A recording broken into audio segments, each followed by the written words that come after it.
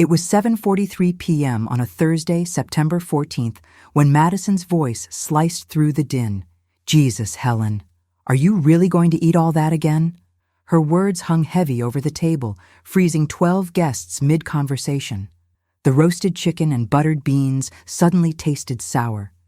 My fork trembled halfway to my mouth as heat flushed through my face and every eye turned toward me. Madison's crimson nails tapped impatiently on her wine glass, her lips curling into a smile that felt more like a sneer. The dining room smelled like roasted turkey and over-baked garlic bread, the kind that turns too brown on the edges. The crystal chandelier above flickered slightly, like even the light didn't want to be there. Madison sat at the head of the table, wearing that red lipstick she always used when she wanted attention. "I mean, at your age, should you really be worrying about leftovers or heart problems?" she added, her voice cutting through the clinking of plates. She laughed, a sharp metallic laugh that seemed to split the room in two. My fork hit the edge of the dish. The sound echoed. I felt my throat tighten, my heart racing faster than it had in years. My hands trembled slightly, not from age, but from holding in something that wanted to explode. Michael, my only son, looked down at his glass. He swirled the wine in silence. He didn't even raise his eyes. That silence spoke louder than any insult Madison could throw. I swallowed hard, forcing a smile. "Don't worry, Madison," I said softly, trying to keep my dignity. "I'll make sure not to cause you any trouble." But even as I said it, I could taste bitterness on my tongue, maybe from the Merlot, maybe from humiliation. She smirked. "Oh, Helen, it's fine. We all know how sensitive you get. Maybe it's time to slow down, sweetie." The laughter around the table stung like cold air on bare skin. It was the sound of people pretending to be polite while enjoying your pain. But what Madison didn't know was that in just 42 days, everything she believed she controlled, including that very house she was laughing in, would depend entirely on me. But before I continue, check if you're already subscribed to the channel and leave your like. And tell me in the comments, where in the world are you listening from? I really want to know how far my story has reached. I met Madison for the first time in June 2009 on a humid Sunday afternoon in Denver. Michael had invited me for lunch, and there she was, standing on the porch, barefoot, holding a tray of lemonade glasses and wearing a white sundress that looked straight out of a catalog. She had that kind of smile that's pretty but not warm, like a hostess being polite, because she has to be. I remember thinking she was young, maybe 30 at most, with glossy brown hair and a perfume that smelled like vanilla and ambition. Michael looked happy beside her, the way he hadn't looked since college. I was glad then. I truly was. Those early days were beautiful. We'd have Sunday brunches with bacon, scrambled eggs, and that old country radio station that played hits from the 70s. Madison would ask me for recipes, pretend to take notes, and laugh when I teased Michael about never learning to cook. I remember one evening in March 2012, I sat at their kitchen table writing a check for $8,000. They were struggling with their mortgage back then, and Michael had just been laid off. "It's just a loan," I said, sliding the envelope across the table. "You'll pay me back when you can." Madison's eyes brightened with relief. "You're a lifesaver, Helen," she said, her voice gentle, almost genuine. "Over the years, I helped again and again." There was the $3,200 for their car repairs in 2015, then $9,500 when their daughter Emily started college. When their roof leaked during that awful hailstorm in 2018, I used part of my retirement savings, $4,700 to be exact, to cover it. I wasn't just giving them money. I was buying peace of mind, believing I was investing in family. Do you know that quiet joy you feel when your child smiles because of something you did? That's what kept me going. Michael would call every Sunday morning, updating me about work, about Emily's grades, about Madison's new business idea. She sold handmade candles, and for her birthday one year, I bought 200 units just to help her build inventory. Looking back now, it's almost painful how proud I felt. When Michael got promoted in 2019, I hugged him so tight he laughed and said, "Mom, you're stronger than you look." I told him, "That's what mothers do. We hold everything together. But as months passed, subtle cracks began to show. The calls became shorter, then less frequent. When I visited, Madison would start reminding me about boundaries, about letting the young ones make their own mistakes. I told myself she was right. After all, wasn't I just trying to help too much? Still, I adored my family. So much so that in 2020, when the pandemic hit and their accounts froze during that chaotic market crash, I didn't hesitate to add my name as a co-owner on their main account to simplify transfers. The amount felt unreal even to me, over $112,000 held jointly. Madison insisted it was temporary, that everything would return to normal soon. I believed her. I always believed her then. Sometimes I wonder, was that trust a gift or was it naivete? One memory stays sharp. Christmas Eve, 2021. The tree lights blinked slowly, casting golden reflections on the ceramic angels I had brought from my old house. Emily was unwrapping gifts. Madison smiled for photos, and Michael poured red wine into my glass. For a moment, everything felt perfect. Then Madison joked, "You're getting better at smiling for pictures, Mom. Maybe next year I won't need to Photoshop the wrinkles." Everyone laughed, everyone except me. Maybe that's when it began, that subtle shift, that invisible line between love and tolerance. Through all of it, I kept giving, not just money, but time. I babysat their dog when they traveled. I baked pies for neighbors' birthdays just because Madison liked the compliments. I helped file taxes one long April evening, double-checking every number until midnight. I poured $200 more into a new dishwasher when theirs broke. Sometimes I would look around their home, the new furniture, the granite countertops, and quietly think, I helped build this. It made me proud, until I realized they never invited me for family photos anymore. Have you ever noticed how people stop saying thank you the moment they start expecting your help? That's when gratitude dies. I tried to talk to Michael once. It was late, around 10:15 p.m. when I called him. "Mike," I said, "I feel like maybe Madison doesn't like having me around anymore." He laughed softly. "Mom, don't overthink it. You know how she gets stressed. She loves you, really." But his voice lacked conviction. Still, I chose to believe him, because mothers always hope. I often sat by my window at night, coffee in hand, numbers written in my old checkbook ledger, just convincing myself it was worth it.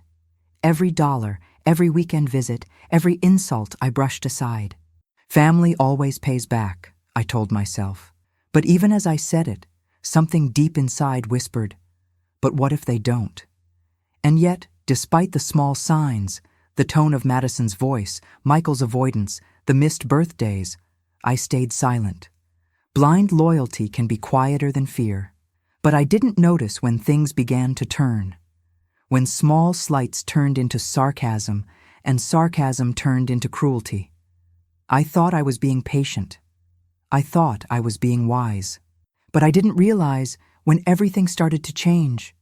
It's strange thinking back now and realizing how many signs were there right in front of me, like flashing red lights I chose to ignore. The first time I truly felt something was off was on April 17th, 2016. It was a Sunday, around 3:30 p.m., and I had brought over a homemade apple pie. The kitchen smelled like cinnamon, butter, and a little hint of nutmeg. Madison was at the counter, scrolling on her phone, her long manicured nails tapping against the screen. "Madison," I said, setting the pie down carefully. "I used the recipe Michael loved when he was 10. She didn't look up. "Oh," she said, her voice flat. Then louder. "Mike, did you tell your mom we're trying to cut down on sugar?" I felt my cheeks warm, as if someone had turned on a heater right under my skin.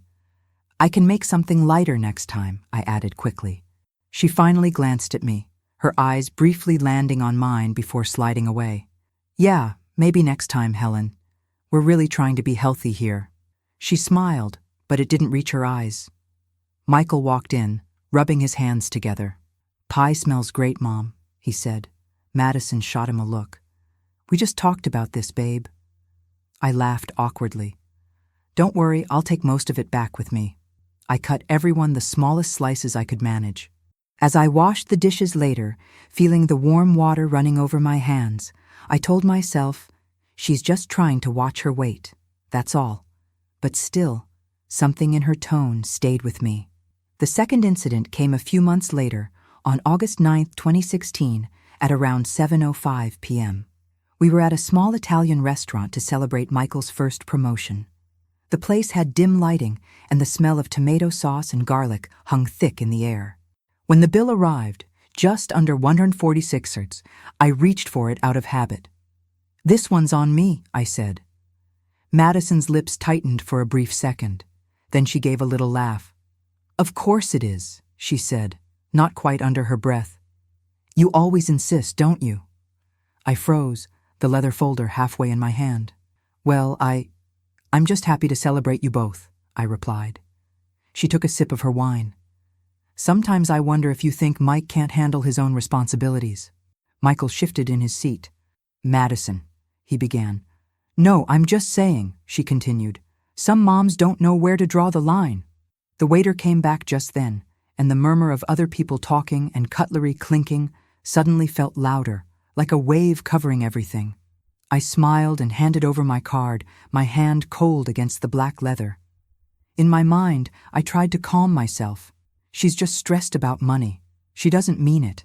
The third time was on February 14th, 2017, Valentine's Day.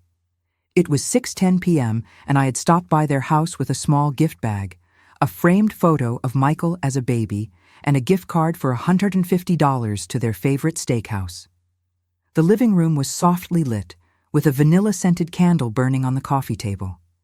Madison opened the bag and pulled out the frame first. "Oh," she said, tilting her head. "A baby picture." I smiled. Michael loved that little blue onesie. He wore it until it barely fit. Madison's smile tightened.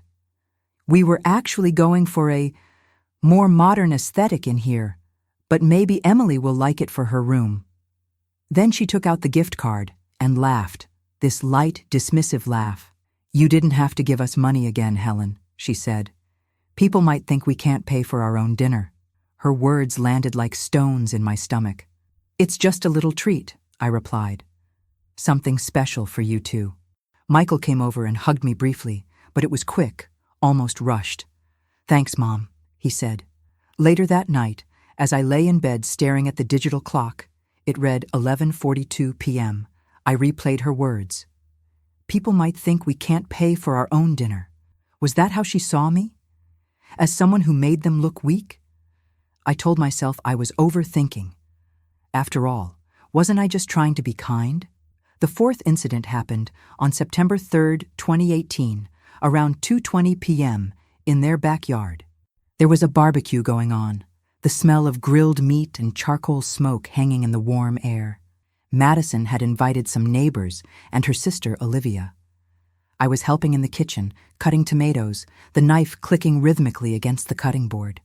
Madison walked in, talking on speakerphone. "Yes, Mom," she said, rolling her eyes. "She's here again. Yes, of course she brought something. She always does." My hands paused. She glanced at me and said into the phone, "I'll call you later," before hanging up. I tried to smile. "Did I, bring too much?" I asked, gesturing toward the bowls of potato salad and coleslaw I had prepared. Madison shrugged. "You just don't have to overdo it every time, Helen. Neighbors might think you live here."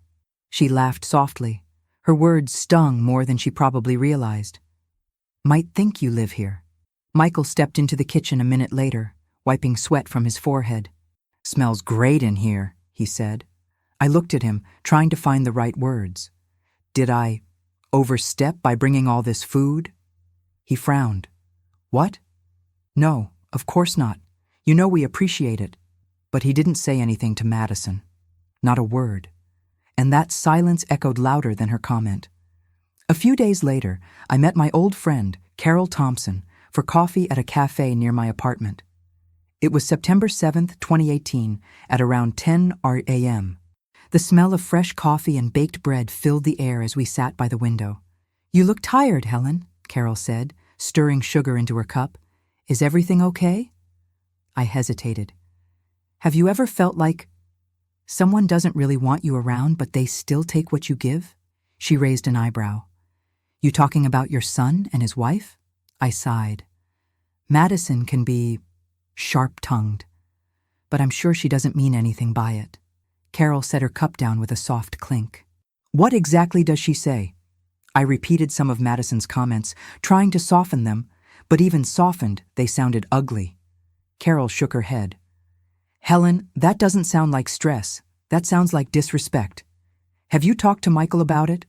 I looked down at my hands, at the faint wrinkles and veins. He says I'm overthinking, and maybe I am. I mean, what if I'm just too sensitive? Carol leaned forward. Or what if you've gotten used to being taken for granted?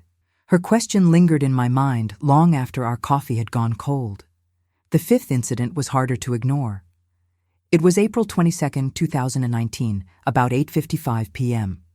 I had arrived with a folder containing all the documents from the $9,500 I had loaned them for Emily's tuition and the $4,700 for the roof repairs. I wasn't demanding anything. I simply wanted everything written down properly for everyone's protection. We sat at the dining table.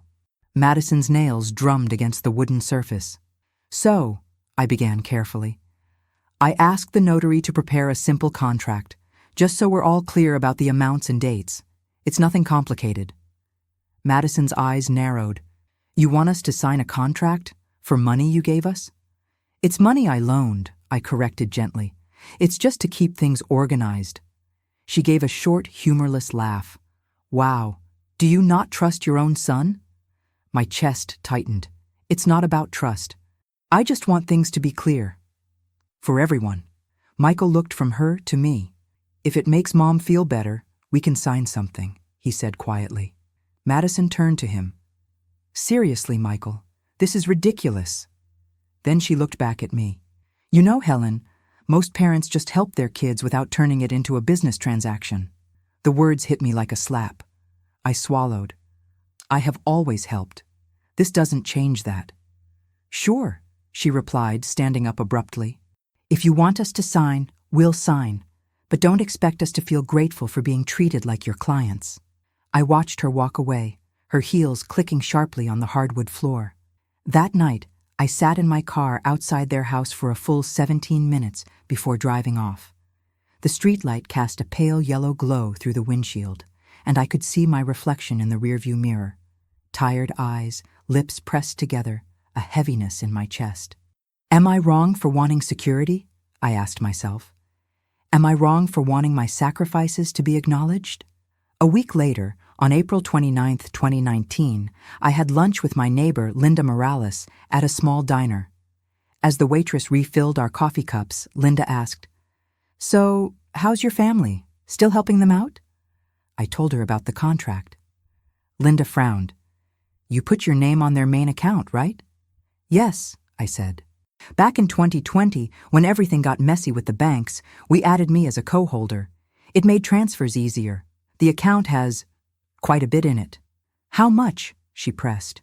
Last I checked, around $112,000, I admitted quietly.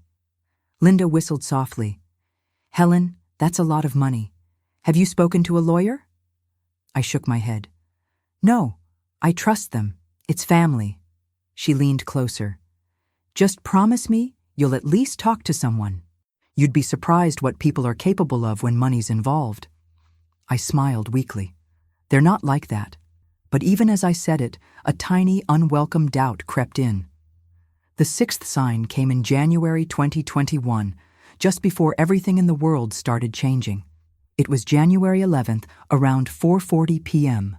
We were in their living room, the TV murmuring in the background, the scent of microwave popcorn in the air. Madison was scrolling through her tablet, and Michael was half watching some game. I mentioned casually, I went to the bank yesterday. The officer reminded me again how important it is that all co-owners are aware of movements in the account. Madison's head snapped up. What did you say? I repeated myself. He just said we should all stay informed, since my name is on the account too. Madison's smile looked forced. Oh, right, that. It's just a formality anyway. I tilted my head. Well, not just a formality. Legally, She cut me off with a laugh, a little too loud for the quiet room. Helen, no offense, but you don't have to worry about all that legal stuff. We've got it handled. Michael didn't say anything.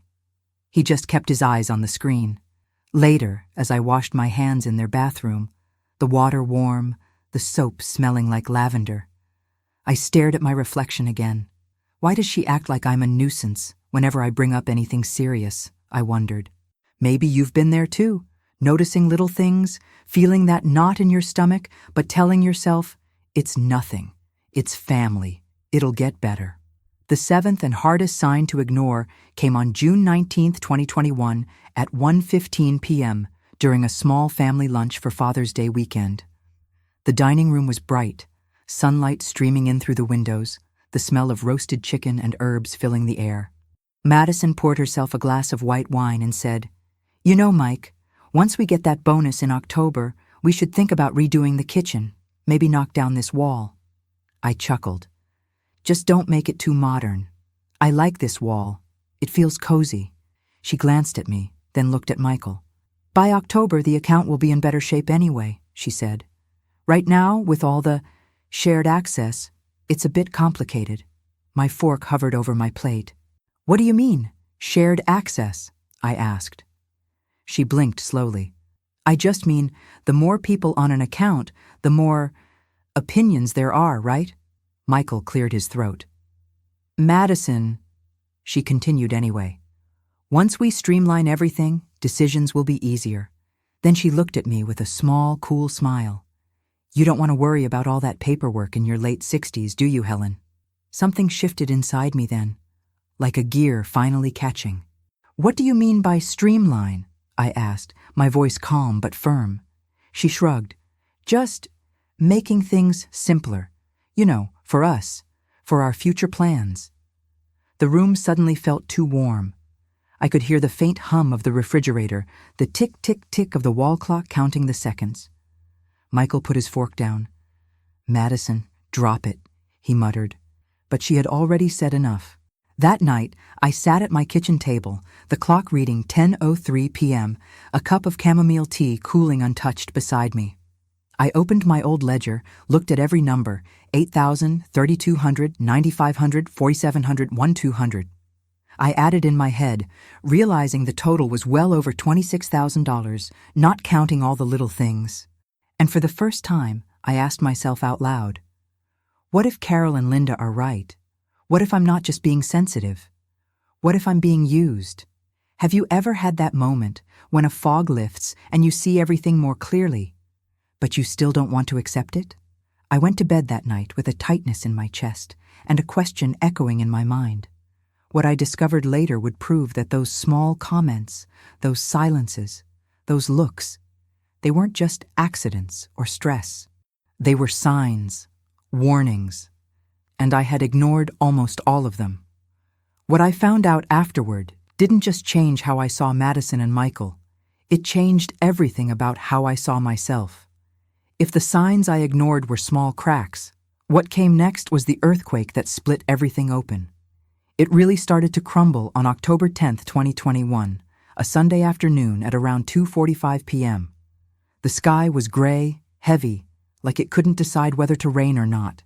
I had been invited for lunch again, and as I stepped into their house, I could smell roasted chicken, rosemary, and lemon. There was also a faint scent of Madison's perfume, something floral and sharp that always lingered in the hallway. The dining room looked beautiful. White plates, silver cutlery, wine glasses that caught the light from the window. I noticed a new rug under the table, a rich navy blue one that looked expensive. I wondered quietly if any part of my money had paid for it. Madison stood near the stove, stirring something in a pan. "You're 5 minutes early, Helen," she said without turning around. "We're still getting things ready." "I can help," I answered, taking off my coat and feeling the warmth of the house wrap around my shoulders. She finally glanced at me. "No, it's fine. We've got it." I stepped aside, listening to the sound of Emily's laughter from the living room and the muffled noise of the TV. When we sat down to eat, the conversation started out light. Work, Emily's classes, the new neighbor who always parked too close to their driveway. Then, out of nowhere, Madison put down her fork with a deliberate clink. "So, Helen," she said, looking right at me, "have you given more thought to simplifying things with the bank?" I felt my jaw tighten. "What do you mean by simplifying?" She took a sip of water. "Well, we talked about this. You're almost 70. It might be easier if you weren't on our main account anymore. Less paperwork, less confusion, fewer signatures needed." My heart rate picked up. I could hear the low hum of the refrigerator behind me, the faint ticking of the wall clock. "I'm still perfectly capable of understanding paperwork," I replied quietly. "And my name is on that account for a reason." Her lips curled slightly. "Yes, but that was during the pandemic. Things are different now. We're stable. We don't really need training wheels." Training wheels. The words hit me in the chest. I felt my shoulders stiffen, my back straightening against the chair. Emily shifted uncomfortably in her seat. Michael stared down at his plate, cutting his chicken into smaller and smaller pieces. "Madison," he muttered, "this isn't the time." She kept her eyes on me. "I just think it's best for everyone if we close that chapter." I swallowed, feeling the food in my mouth turn to sand. "Are you asking me to remove my name from the account?" She shrugged. "It's not about asking. It's just the logical next step." The air felt thick. I could hear my own breathing now. My hands, resting on my lap, had started to tremble, not from age, but from the sudden surge of anger and hurt. "Without me," I said slowly, "how would the bank see the funds? How would the agreements we signed work?" She smiled, a thin, controlled smile. "We'll handle it. You've done enough. You can rest." There it was, a dismissal dressed as concern. That night after I went home, I sat on my couch, the TV off, the apartment silent, except for the faint sound of traffic outside. I ran my fingers over the edge of the coffee table, feeling every tiny scratch and bump. Tears pricked at the corners of my eyes, and for the first time in years, I let them fall freely. The second big blow came only a few weeks later, on November 6, 2021, around 11:30 a.m. I had gone to the grocery store, planning to buy some ingredients for a chicken soup recipe. When I reached the checkout line, I pulled out my card, the one connected to my personal savings. The total came to $68.40. When I inserted my card, the machine beeped. "Declined," the cashier said softly. I frowned. "That can't be right. Could you try again?" She did. Same response. I stepped aside, hands slightly shaky, and checked my phone banking app. I saw something that made my stomach twist. A transfer of $5,000 from my personal account to the joint account with Michael and Madison, dated just 2 days earlier. I had no memory of approving it. I stared at the screen, my vision blurring for a moment. I felt the cool air-conditioned breeze of the store on my face, but my skin burned. How could that be? Had I misclicked something online? I paid with a different card, forcing a polite smile at the cashier, and walked out into the chilly air, my heart pounding against my ribs. The sky was overcast, and the wind cut through my coat like it wasn't even there. At home, I called the bank. After navigating the automated menu, I finally spoke to a representative named Mark. "Ma'am," he said, his voice calm, "the transfer was initiated online from the joint account profile. It seems there was a digital approval associated with your email." "I didn't approve that," I said, my voice shaking. "I don't transfer that kind of money without going in person." He paused. "We can open an investigation, but because it was from a joint profile and approved by stored credentials, this may be considered authorized." I felt cold all over. The couch under me, the phone in my hand, everything felt distant, unreal. "Is there any way to restrict access?" I asked, "so that any movement over, say, $1,000 requires my explicit confirmation by phone?" He hesitated. "On joint accounts, all owners typically have full rights. However, we can add extra authentication steps. You may want to come into the branch." When I hung up, I sat there listening to the quiet hum of my refrigerator and the faint ticking of the clock on the wall. I realized I was no longer just dealing with disrespect. I was dealing with something closer to betrayal.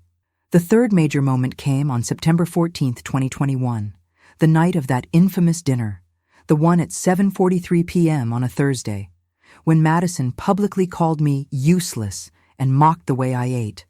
I can still hear her laugh, still see the way people's eyes darted away, as if that would make my humiliation invisible. When she said, "At your age, shouldn't you be more careful?"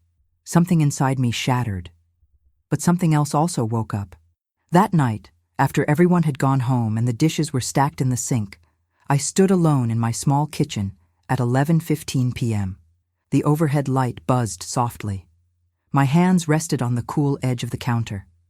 I heard her voice on repeat in my head, like a recording I couldn't turn off. Useless. Training wheels. Don't need your money. I looked over at the drawer where I kept my folder, the one with every contract, every signed paper, every bank statement printed and highlighted. It was like that drawer was calling me. The fourth painful situation came a few days later, on November 28, 2021, at around 4 p.m. Madison called me, her voice unusually sweet. "Hey, Helen," she began. "Just wanted to check how you're doing. You seemed a little sensitive the other night." I held the phone a little tighter. "I was fine." She laughed lightly. "You know how you get. Anyway, we've been talking, and we really think it'd be best to finally streamline the accounts before the new year. Clean slate, you know?" My stomach tightened. "Meaning what exactly?" "Meaning," she said, drawing out the word. "We transfer everything to an account just in our names and formally close the joint one. You don't need to worry about anything. We'll settle up what we owe you. Eventually." Her casual use of "eventually" made my skin prickle. "How much?" I asked. "Do you believe you owe me?" She paused. I could hear faint clattering in the background, maybe dishes, maybe Emily's footsteps. "Well," she said finally, "there was that tuition and the roof and, I don't know, Helen. You always helped without keeping track. That's what family does, right?" "I kept track," I replied quietly. "Every dollar." The silence on the line stretched. "You wrote it all down?" she asked, her voice shifting. "Yes," I said, "including dates, amounts, and the contract we signed." Her tone hardened. "That contract was just a formality. You'd really enforce that against your own son?" My throat felt tight. I'd really like to be respected by my own son, and his wife. She scoffed. "You're being dramatic. Look, think about what I said. We'll talk again." After the call ended, I stared at my phone for a long time. The quiet of the room felt heavy, like a thick blanket pressing down on me. The fifth situation that pushed me to the edge happened on December 5th, 2021, at 3:35 p.m. I had gone to their house with a small box of Christmas ornaments from my old home, glass angels I'd bought in 1984. I thought maybe Emily would like them. When I walked in, I heard Madison's voice from the living room. "I'm serious, Mike. Your mother acts like her money gives her rights over everything we do." I froze in the hallway, the box pressed against my chest. Michael sighed. "She helped us when we needed it. You know that." Madison responded, her voice sharper now. "Yeah, and she never lets us forget it. Always reminding us of amounts, of favors. I want our own life, not one that depends on your mother's checkbook." My fingers tightened around the cardboard. I could hear the TV in the background and the faint jingle of some holiday commercial. "She's still my mother," Michael said, but his voice sounded tired, worn. Madison continued, "Then act like a husband, not a son who runs to his mommy. Once we move things out of that joint account, we'll finally be free." I felt something shift in my chest, a deep, painful crack. For a moment, the edges of my vision blurred. I took a slow step backward, then another, until I reached the front door. I turned the knob as quietly as I could and left, the cold December air slapping my face. In the car, I sat gripping the steering wheel so tightly my knuckles turned white. The box of ornaments lay on the passenger seat, the glass softly clinking together each time I breathed. Tears streamed down my face, hot against the chill of the car's interior. That was the moment I realized I wasn't just an inconvenience to Madison. I was an obstacle. something to be removed. And Michael, he was letting her decide who I was allowed to be in his life. The sixth situation came on December 9th, 2021, when I finally decided to do something I'd always avoided. I went to see a lawyer. The office was on the 7th floor of a downtown building, and when I walked in at 10 a.m., the air smelled like paper, coffee, and something faintly chemical from the printer. The chairs in the waiting room were a dark gray, firm under my weight. A young woman at the desk smiled. "You must be Mrs. Helen Carter," she said. "Mr. Davis will see you shortly." When I sat in his office, Attorney James Davis, maybe around 45, with kind eyes behind his glasses, listened carefully as I laid everything out: the loans, the amounts, the joint account, the signed contract. "So," he said finally, tapping his pen lightly on a yellow legal pad, "you are a co-owner on an account with approximately $112,000 in it, correct?" "Yes," I answered. "At least that was the balance a few months ago." "And you have a notarized loan agreement for specific sums: $8,000, $3,200, $9,500, $4,700, and $1,200, totaling over $26,000, not including anything informal?" I nodded. He leaned back in his chair. "Legally speaking, you are not powerless here, Mrs. Carter. In fact, you have significant rights." My heart gave a small, unexpected flutter. "What do you mean?" He looked me in the eyes. "As a co-owner, the bank cannot simply remove you without your explicit consent. Any major changes, especially restructuring, generally require your authorization. And as for the loans, that contract is enforceable. If they refuse to honor it, you can seek repayment through legal channels."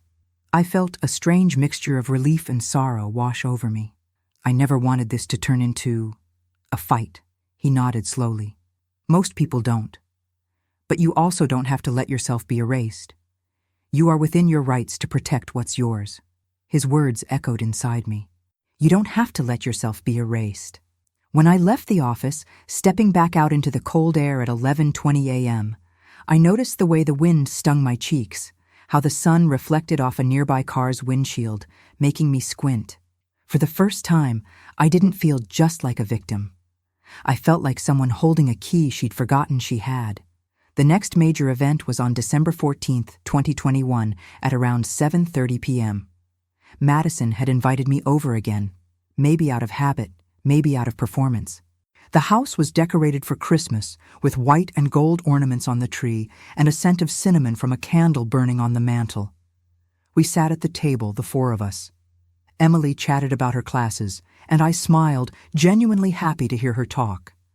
Then, as if on cue, Madison shifted the conversation. "So," she said, twisting her wine glass between her fingers, "have you thought more about our accounts, Helen?" I looked at her calmly. "Yes," I answered. "I have." She raised an eyebrow. "And?" I felt the wood of the chair under me, solid and real. "I've spoken to someone," I said. "A lawyer. He explained my rights as a co-owner and as a lender." The room went quiet. Even the TV in the living room seemed to lower its volume, or maybe that was just my focus narrowing. Madison's lips parted slightly. "You spoke to a lawyer?" "Yes," I replied. "I wanted to be fully informed before making any decisions."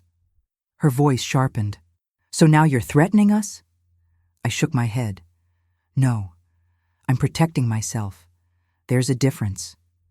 Michael finally looked up at me, truly looked, for the first time in weeks. "Mom, why would you do that?" he asked, hurt and accusation tangled together in his tone. I felt a sting in my chest. "Because you didn't stand up for me. Not when she insulted me. Not when she tried to push me out of something I helped build. I had to stand up for myself." Madison laughed, but it was a brittle sound. "You're overreacting. Again." I met her eyes. "Am I? You tried to move money and accounts without me, even though my name is on them. You speak about me like I'm a burden. You made it clear you want me out." The silence that followed was thick, heavy. Emily stared at her plate.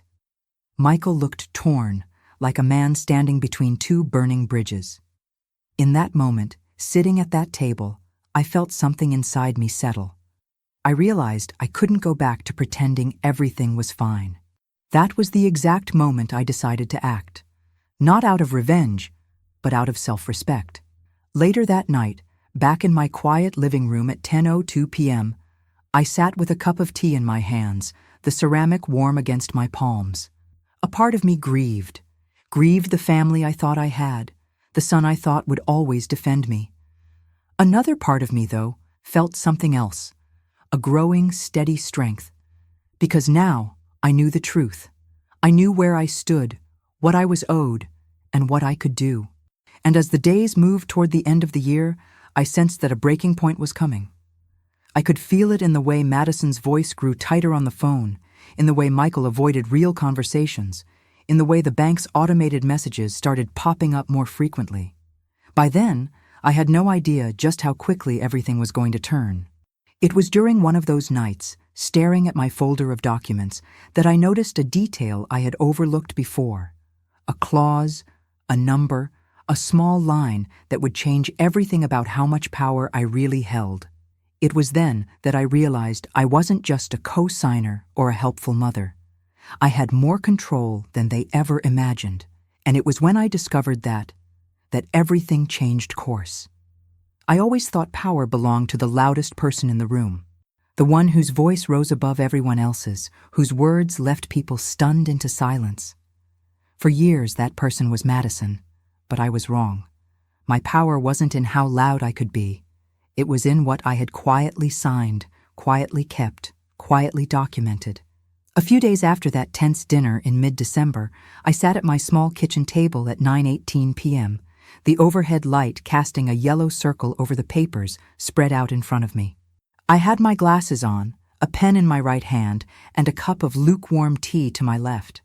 I opened the folder I'd kept for years, the one they probably didn't even remember existed. The receipts, the bank statements, the printed emails, the notarized contract from April 2019. That's when I truly saw it. The loan contract we had registered at the notary's office, stamped and dated. It clearly listed the amounts: $8,000, $3,200, $9,500, $4,700, $1,200. Beneath that, in neat legal language, it stated that repayment was to begin no later than 60 days after written notice from the lender. From me. 60 days. I traced that line with my finger. That small detail I had forgotten about suddenly stood out like it was highlighted in neon. I whispered to myself, 60 days. In that moment, the humiliation from that dinner, the whispers behind my back, the feeling of being a burden, all of it began to shift into something else. Not anger, not yet, but clarity. I checked the calendar on my phone. It was December 16th, 2021. If I gave notice that week, those 60 days would end in mid-February. 60 days to reclaim my dignity, I murmured. The next morning, at 9 a.m., I called Attorney Davis's office again. "Mr. Davis," I said when he picked up, "I found a clause in the contract. It gives them 60 days to pay after written notice. What happens if they don't?" He replied calmly, "If they don't comply within that period, you can pursue legal enforcement. But remember, you also have leverage via the joint account. Many banks will not restructure or release funds without all co-owners' consent. So if they try to move the money without me, they will run into roadblocks," he said, "and those roadblocks lead back to you." I felt my shoulders relax slightly.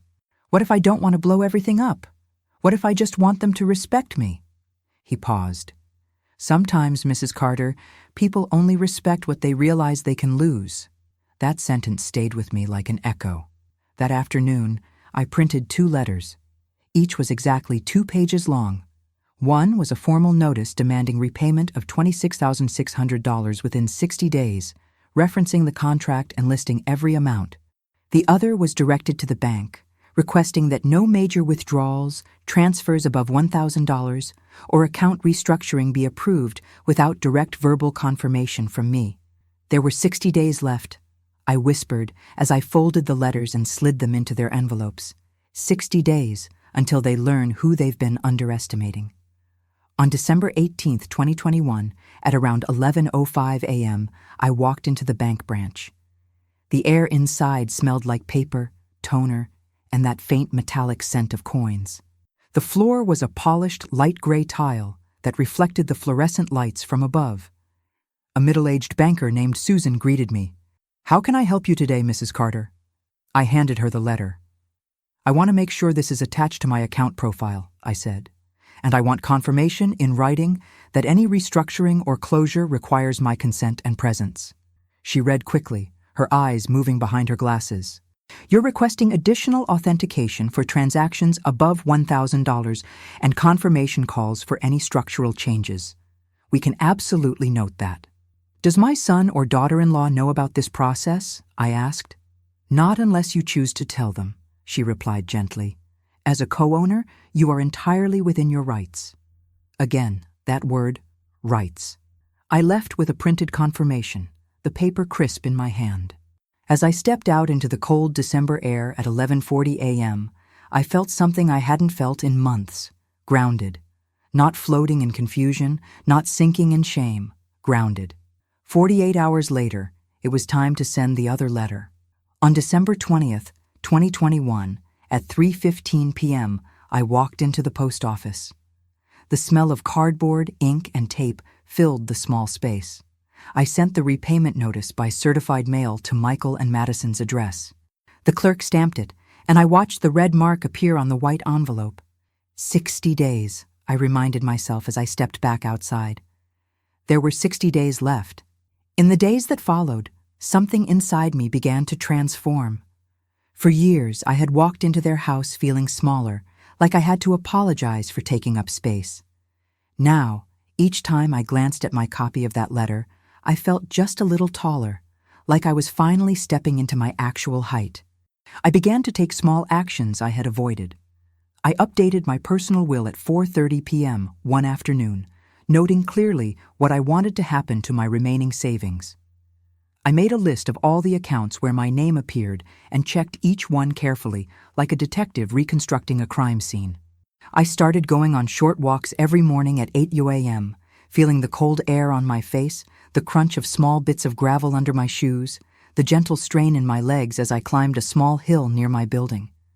During those walks, I would ask myself, "What do you really want, Helen? Revenge, justice, peace?" The answer surprised me. I didn't want to ruin them. I just didn't want to be erased anymore. As the 60-day clock began ticking, I watched everything with new eyes. When Madison called me on December 23rd to remind me about Christmas Eve plans, her voice sounded overly sweet. "We're still having dinner at 6, Helen," she said. "And don't worry, we'll handle everything. You can just sit and relax." I smiled to myself. "Thank you, Madison," I replied. "I'll be there." She had no idea a countdown had already started. There were 55 days left. Christmas came and went in a blur of lights and surface-level smiles. I watched the way Madison moved around the house, bossing people gently, controlling every detail. I watched Michael's tired eyes, the way he forced a grin when she nudged him. On January 2022, I received a short text from Madison at 9:12 a.m. "Hey Helen, just checking. Did you really mean that letter? We thought it was some kind of misunderstanding." I stared at the screen, my thumb hovering over the keyboard. Then I typed, "Yes, I meant every word. We have 60 days, and I'm open to a respectful conversation." I deleted "we have" and rewrote it. "You have 60 days.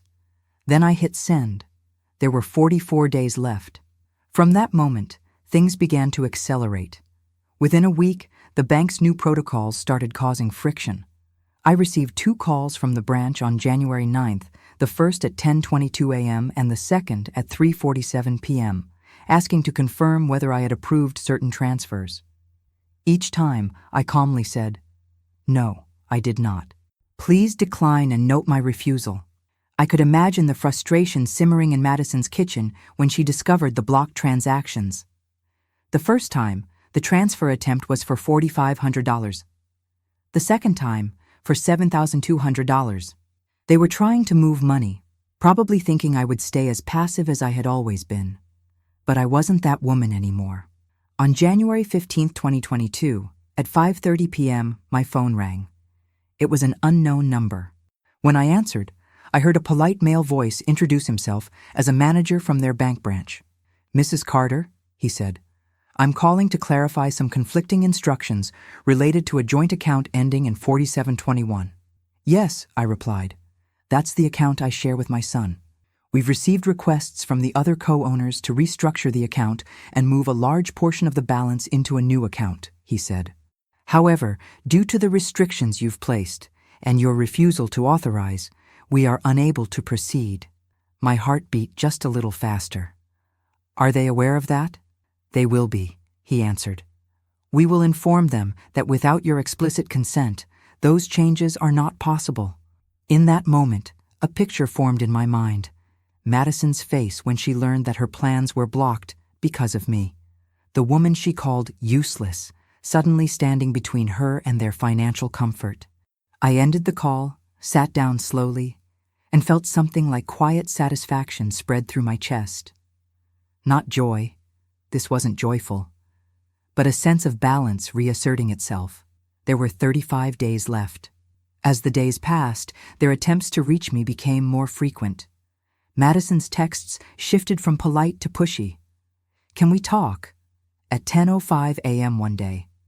"This has gone too far, Helen." At 7:18 p.m., another.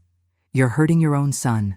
At 11:43 p.m. on a night I know she couldn't sleep. I didn't ignore them completely. I answered, but always with calm, short messages. "We can talk when respect is mutual. I'm enforcing what we agreed to in writing. I love my son. That's why I helped. And that's why I'm drawing a line now." There were 30 days left. 20 days. 10 days. When there were only 10 days left on that 60-day clock, something shifted again. The messages from Madison slowed, but the calls from the bank increased. Clearly, they were trying to find a way around me. Then came the moment everything snapped into place. It happened on a Tuesday afternoon, February 15th, 2022, at exactly 2:14 p.m. I was sitting in my armchair, the winter light coming in pale and thin through the window, when my phone rang. The caller ID showed the name of their bank. I answered, expecting another polite verification. What I got instead was the beginning of the end. "Mrs. Carter," the woman on the line said, "I'm calling because there is a pending issue related to your joint account with Madison and Michael Thompson. There are some overdue obligations tied to the account that now require your authorization to resolve." I frowned. "Overdue obligations?" "Yes," she said. "Specifically, a pending approval for a home equity line and a scheduled payment that has been delayed. Because you are a co-owner, your consent is required for certain actions. We've attempted to reach the other co-owners, but they indicated that you were handling the matter." My breath caught. They said I was handling it? "Yes, ma'am." I felt something click inside me. The final confirmation that they had used my name when it suited them and tried to erase me when it didn't. I thanked her, asked a few practical questions, and hung up. And then I sat there, staring at the blank wall across from me, my heart pounding, my palms suddenly slick with sweat. This was it. The moment when everything would come to light. I still wonder if what I decided next was the perfect choice morally. I still replay it sometimes. But standing there, with everything I knew and everything they had done, I made a decision. I chose not to quietly fix their problem. I chose to let the truth reveal itself, not through me yelling, not through arguments, but through the one thing they thought they controlled: money. I still wonder if I did the right thing. And you? What would you have done in my place? Would you have stepped in and saved them again, or would you have let them face the consequences of their own choices? Because what happened next forced them to finally look at what they had done and who they had become. It started with a call they weren't expecting. The bank called Madison directly. She was in the middle of her day. I later learned it was around 3:02 p.m., and she was at home, working on her laptop at the dining table. The room was quiet, except for the faint hum of the dishwasher in the kitchen and the clicking of her nails on the keyboard. Her phone rang. She glanced at the screen and saw the bank's name. She answered with her usual confident tone. "Hello, this is Madison Thompson." "Mrs. Thompson," the representative said. We're calling regarding your joint account ending in 4721. We've reached out to Mrs. Helen Carter as well, as her authorization is required for the pending matters tied to your property and credit line. I wasn't there, but I can imagine her face draining of color, the way her eyes might have widened. What do you mean her authorization? She demanded. Because she is a co-owner on the account, and on certain related documents, we cannot proceed without her consent, the representative explained. We have also informed her of the delinquent status of some scheduled obligations. Delinquent? She repeated, the word landing like a slap. Yes, ma'am, the representative said. We wanted to ensure that all parties are aware, as further inaction could have serious consequences. For the first time, Madison realized that the person she had called useless in front of guests, the woman she had tried to push out of the account, was the same person the bank now recognized as critical. She hung up and immediately called Michael. I later learned this part from what he eventually told me, haltingly, eyes down, full of shame. Why is your mother tied to this? She shouted at him over the phone at 3:10 p.m. Why does she have to approve anything? Because she's a co-owner, he replied, his voice tired. We added her during the pandemic, remember? You agreed to it. Well, undo it, she snapped. We can't even move money without her, and now the bank is calling her about our business. There it was. Our business. As if the moment I became inconvenient, I stopped being part of it. What she didn't know was that by then, the bank had already sent me a summary of their account activity. I knew about the attempts to move $4,500 and $7,200. I knew about the home equity line they'd tried to set up. I knew the payments were behind, and I knew the bank wouldn't let them hide it from me anymore. Over the next few days, the tone of their messages changed completely. At 4:25 p.m. that same day, I received a call from Michael. Mom, he said, his voice strained, we need to talk. It's urgent. I took a slow breath. About the bank? He paused. They called you too. Yes, I answered. They did. There was a brief silence, filled only by the faint sound of his breathing. Can we come over? He asked. Tonight? I looked around my living room, the small couch, the framed photos on the wall, the lamp casting a soft, warm glow. This was my space, my territory. Yes, I said. Come at 7. When I hung up, I felt my heart racing. My hands were cold, but my spine felt straight and strong. I walked to the drawer, opened it, and took out my folder. I placed it on the coffee table, along with the bank's printed summary and the copy of the certified letter I had sent. Then I made myself a cup of tea, the smell of chamomile rising in gentle steam. I held the warm mug between my palms and waited. At 7:02 p.m., there was a knock on my door. This was it.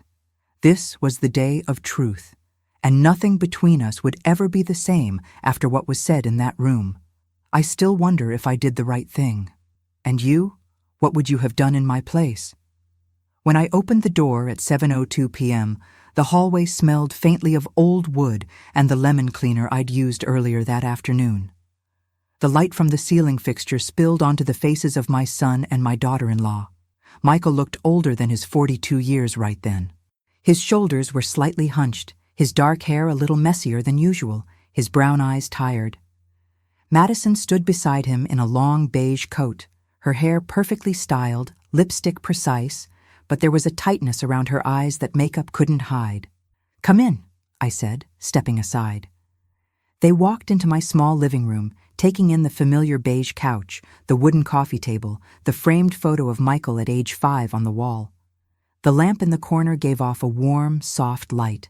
On the coffee table lay the folder, the bank papers, and my copy of the letter. Madison's eyes went straight to the documents. Can we sit? Michael asked. Of course, I replied, gesturing to the couch. I took the armchair across from them, the one with the slightly worn armrest where my hand naturally rested. For a few seconds, no one spoke. I could hear the faint hum of the refrigerator from the kitchen and a car passing outside, its tires hissing softly over the pavement. Michael cleared his throat. Mom, the bank called us. I nodded. They called me too. Madison leaned forward, her hands clasped tightly together. They said we were behind on some payments and that they needed your authorization for the line of credit, she said. They made it sound like you were in control. I held her gaze. On paper, I am one of the people in control. That's what co-owner means. She pressed her lips together. You're using that to punish us? I shook my head slowly. No, I'm using it to protect myself. Michael ran a hand through his hair. Mom, we're under a lot of pressure right now. Madison's business had a rough year, my bonus got cut in half, and we took on that home equity line, assuming everything would go smoothly. The bank said your restrictions are blocking some of the solutions. I took a deep breath, feeling the air fill my lungs, steadying my voice. For years, I gave and gave. I signed what you asked. I added my name where you needed it. I paid when you couldn't. And when I became inconvenient, you tried to push me out quietly. Madison's eyes flashed. That's not fair. I leaned slightly forward. Is it not? You called me useless in front of your guests. You talked about streamlining me out of the account. You told people I made you look dependent. You tried to move thousands of dollars without even informing me, despite my name being right there on the documents. Her mouth opened, then closed. For once, she had no quick comeback ready. Michael's voice cracked a little. Mom, I should have stopped that. I know. My chest tightened. Hearing him admit that felt like a knife and a bandage at the same time. I sent you a letter, I continued calmly. A formal notice. You have 60 days to address the money you owe me. Those days are almost over. And now the bank has made sure everyone knows we're tied together, legally, financially, and publicly. Madison shifted on the couch, the fabric of her coat rustling. So what do you want, Helen? She asked, her tone brittle. Do you want to see us lose the house? Do you want Emily to know everything? Do you want us ruined? The word ruined hung in the air. I looked at her, truly looked at her. She was still the same woman I'd met back in 2009, standing barefoot on that porch with a tray of lemonade, pretending to be warmer than she really was. Back then, I had wanted so badly to be loved by her that I ignored the coldness in her eyes. I don't want you ruined, I said softly. I want you accountable. She frowned. What's the difference? The difference, I replied, is that I don't want to destroy your life. I want you to recognize what you've done. To me, to my trust, to my place in this family. Michael swallowed hard. What would that look like? He asked. I looked down at the folder on the table, then back at them. It looks like this. You acknowledge the full amount of what you owe me, $26,600, plus a modest interest we can discuss. You sign an updated repayment schedule. You stop trying to move money behind my back. And you treat me with respect, in private and in public. Madison's face flushed. And if we don't? I held her gaze. My hand found the edge of the folder, my fingers pressing lightly against the cardboard. If you don't, I will instruct the bank not to approve any restructuring, and I will authorize legal action to enforce the contract. That could mean liens, hearings, and yes, consequences that might touch your precious house. She flinched at the word, house. For a long moment, the room was silent. I could hear a dog barking faintly in the distance, the muffled sound making its way through the glass. You wouldn't do that, she whispered. I thought about all the times I had told myself that same sentence. They wouldn't do that. They wouldn't talk about me like that. They wouldn't use me like that. But they had. Yes, I said quietly. I would. Not because I hate you, Madison, but because I finally love myself enough not to let you walk over me. Her eyes glistened with sudden, unexpected tears. She blinked them back quickly, as if embarrassed that emotion had slipped out. Michael leaned forward, elbows on his knees, his hands clasped. Mom, he said, voice low. You're right. You're absolutely right. I should have defended you. I should have told her to stop. I should have told myself to stop depending on you like you were a bottomless well. I felt my throat tighten. Why didn't you? He stared down at his hands. Because it was easier, he admitted. Because you always said yes. Because I didn't want to look too closely at how unfair it was. I told myself you didn't mind, that it made you happy. A small, sad smile tugged at the corner of my mouth. It did make me happy. Until it didn't. Madison finally spoke, but her voice was softer than I had ever heard it. I didn't grow up with a mother like you, she said. I grew up watching my mom beg my grandmother for help and getting humiliated for it. I swore I'd never be on that side. So when you helped us, I told myself I had to stay in control, that if I acted like we needed you, we'd be weak. I watched her closely. This was the first time she had peeled back any layer of herself in front of me. That doesn't excuse the things you said, I replied, my voice steady. It doesn't excuse you calling me useless or talking about me like a burden. You took my generosity and turned it into something shameful to you, so you punished me for it. That's not control, that's cruelty. Her shoulders slumped just slightly. You're right, she whispered. For the first time since this all began, I saw something I had stopped hoping to see in her. Remorse. Not a lot, not some grand confession, but a crack. A real one. Michael looked up at me, eyes shiny. What do you want us to do now? Tell us exactly.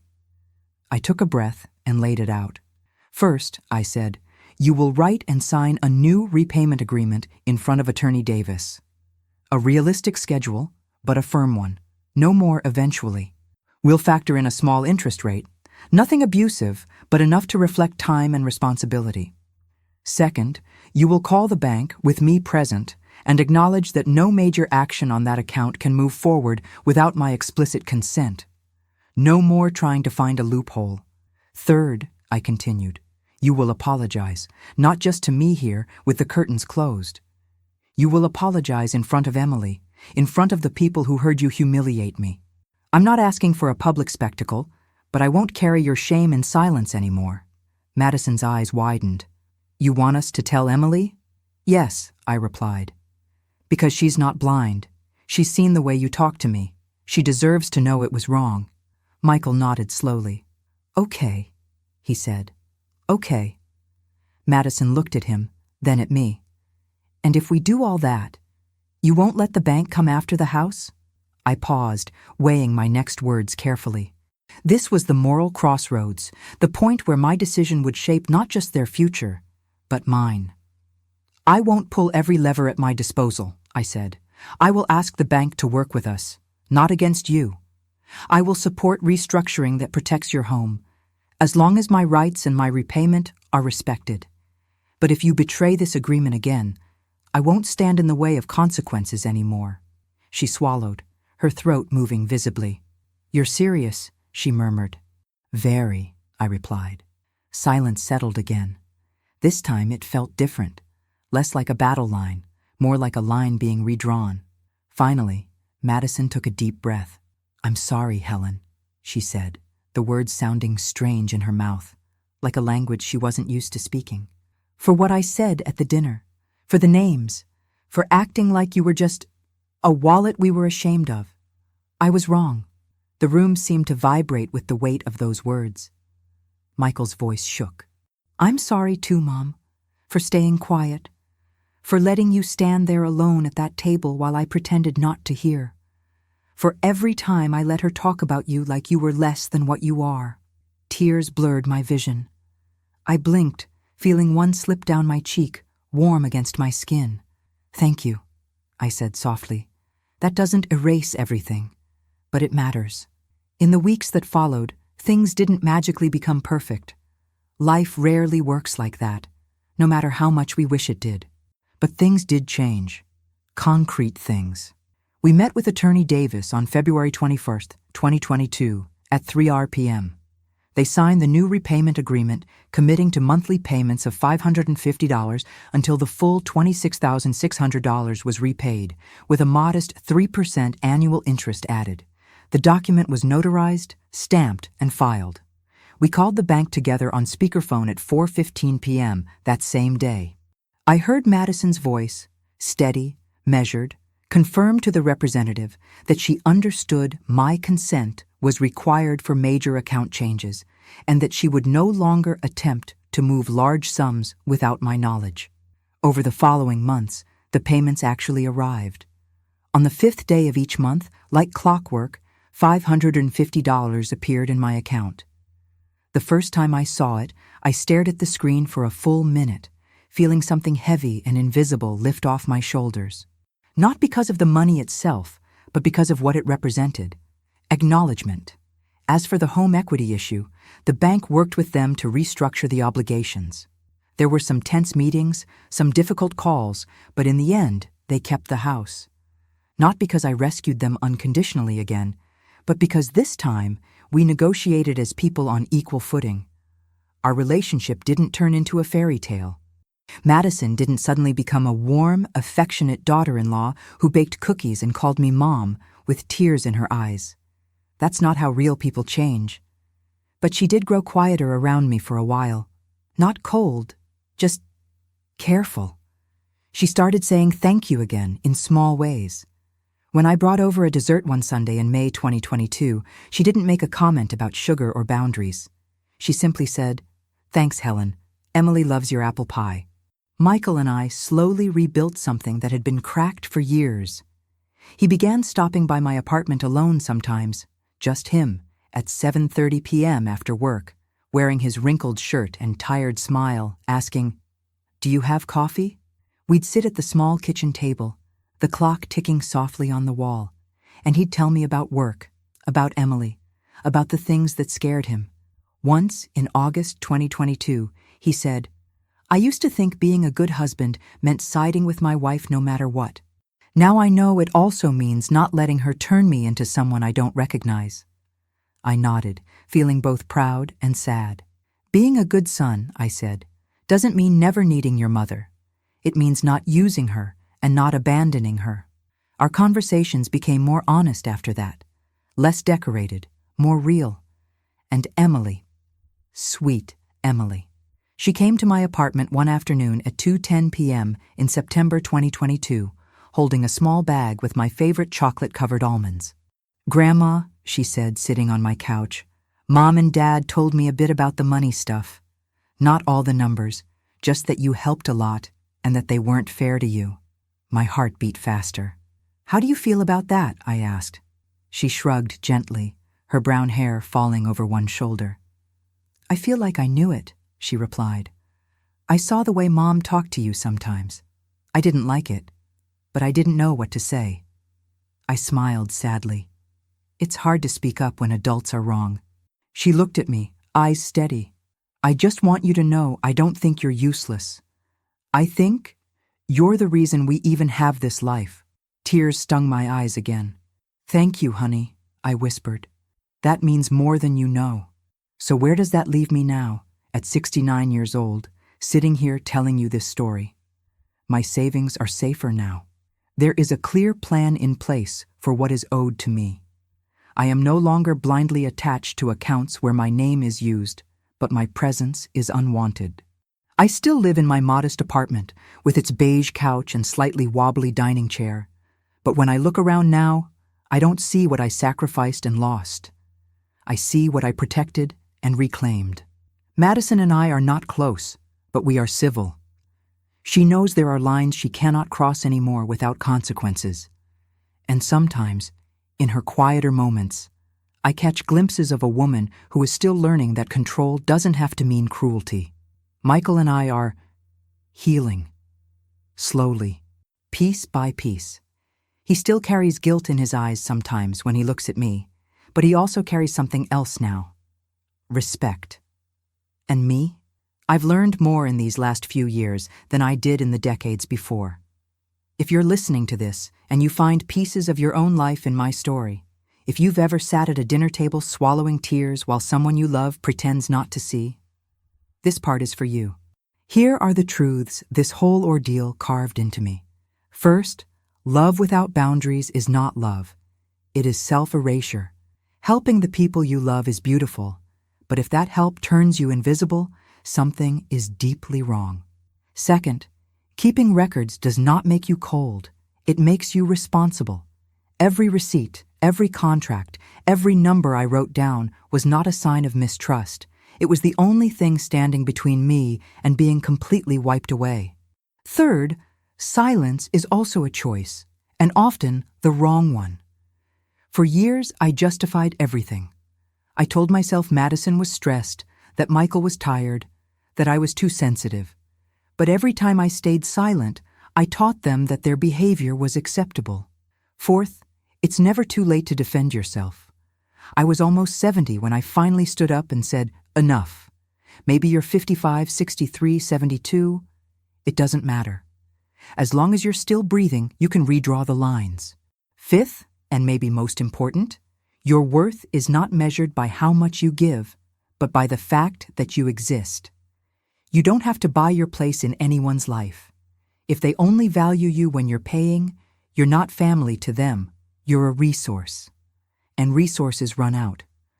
If you're going through something like this right now, if someone you helped is now treating you like a burden, if you feel the sting of disrespect from the very people you lifted up, know this: you are not alone. If you are going through this, look at your documents, look at your bank accounts, look at your contracts, look at your heart. Ask yourself honestly, if I were my own best friend, would I tell myself to stay quiet? Did I do the right thing in the end? Some days I still question it. Should I have forgiven more and demanded less?